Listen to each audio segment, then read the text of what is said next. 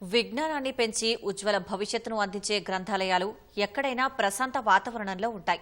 కామారెడ్డి జిల్లా బాన్స్వాడ గ్రంథాలయ పరిస్థితి అందుకు భిన్నంగా ఉంది.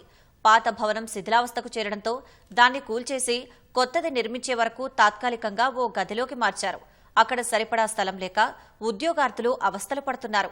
ఏకాగ్రత దెబ్బతింటోందని ఆవేదన వ్యక్తం చేస్తున్నారు.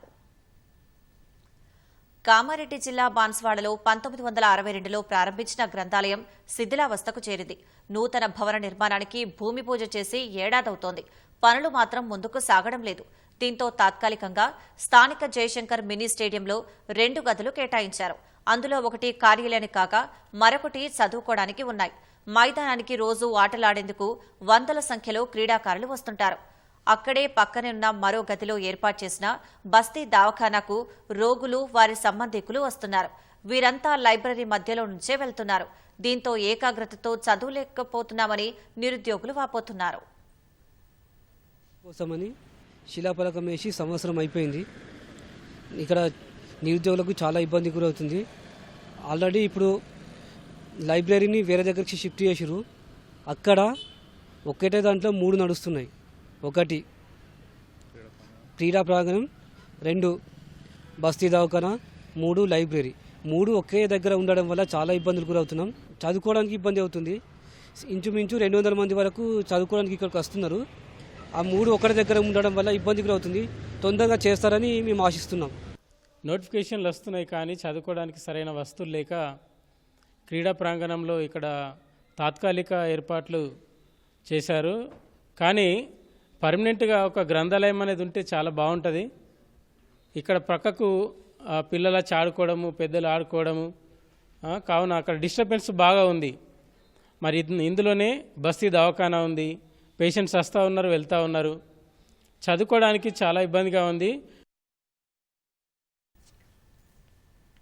ప్రస్తుతం ఉద్యోగ ప్రకటనలు వచ్చే అవకాశం ఉన్నందున ఈ లైబ్రరీకి ఉద్యోగార్థుల తాకిడి పెరిగింది. నిత్యం 300 మందికి పైగా నిరుద్యోగులు వస్తున్నారు. ఒక్కోసారి గ్రంథాలయం కిక్కిరిసిపోతోంది. ఉదయం త్వరగా వస్తేనే కుర్చీ, లేకుంటే స్థలం లేక చెట్ల కింద చదువుకోవాల్సిందే. సరైన వసతులు లేవు. ఇప్పుడు మేము లేడీస్ ఉన్నాము, చాలా మట్టుకి మాకు ఇంట్లో పనులు చేసుకొని ఇక్కడికి వచ్చేసరికి ప్లేస్ ఉండట్లేదు. 8 o'clock వరకు మొత్తం ఫిల్ అయిపోతుంది. కూర్చోడానికి ప్లేస్ లేదు. కనీసం మాకు ఇప్పుడు జనవరి, ఫిబ్రవరి, మార్చిలో చాలా నోటిఫికేషన్స్ ఉన్నాయి. Number of notifications, DSC, TET, మళ్ళీ ఏడబ్ల్యూఏ ఇలాంటివి చాలా ఉన్నాయి. జెన్కో కూడా ఉంది. కనీసం మాకు ఈ 2-3 monthsకైనా ఇంకా ఎక్కడైనా అంటే ఇక్కడ ఉండాలి. ఇంకొక 50 members కూర్చునే అంత స్పేస్ ఉండేటట్టు, యూటిలైజ్ చేసుకునేటట్టు ఎక్కడైనా బిల్డింగ్ ఉంటే మాకు ఒక వసతి కల్పిస్తే బాగుంటుందని మా కోరిక. ప్రతి ఇయర్ జాబ్ క్యాలెండర్ అంటుండ్రు. ఏ మారుమూల గ్రామం నుంచి వచ్చినా ఇక్కడ ప్లేస్ లేదు. దగ్గరలో ఉన్న వాళ్ళకు ప్లేస్ సరిపోవట్లేదు. మేము మినిమం ఒక 10 kilometers దూరం నుండి వస్తున్నాం, కానీ ప్లేస్ అనేది ఇక్కడ లేదు. 7:30కి క్లోజ్ అవుతుంది. బయట చెట్ల కింద, షెడ్ల కింద ఉండాల్సిన పరిస్థితి ఏర్పడుతుంది.